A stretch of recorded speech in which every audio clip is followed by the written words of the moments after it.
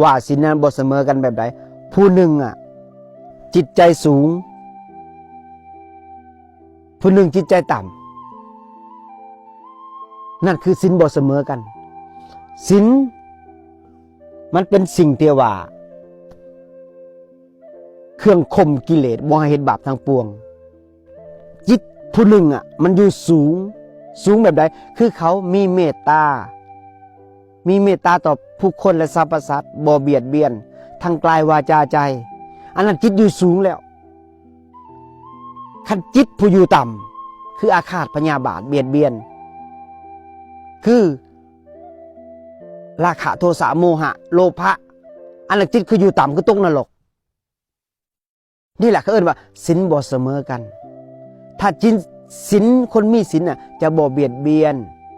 จะบ่อาฆาตจะบ่พยาบาทจะบ่อิจฉา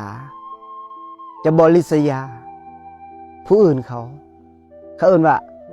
มีแต่เมตตาอันนั้นเขาเอิ้นว่าศีลคนมีศีล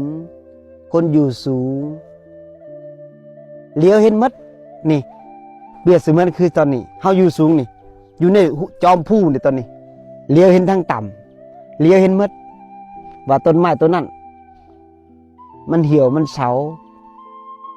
ต้นไม้ต้นนั้นมันเขียวงามต้นไม้ต้นนั้นมันงอกงามมีแต่ดอกไม้นี่คือเฮาอยู่สูงเฮาเลี้ยวเห็นที่ต่ำนี่แหละเขาเอิ้นว่าศีลบ่เสมอกันบ่เสมอแบบใดคือบ่เสมอกับผู้หนึ่งจิตใจอยู่สูงผู้หนึ่งจิตใจอยู่ต่ำนั่นแหละเขาเอิ้นว่าศีลบ่เสมอกันนะญาติโยมเพราะฉะนั้นจงขอให้มีสติบำเพ็ญเพียรภาวนารักษาศีลเจริญเมตตาให้จิตใจอยู่สูงมันจะงดงามเบิกบาน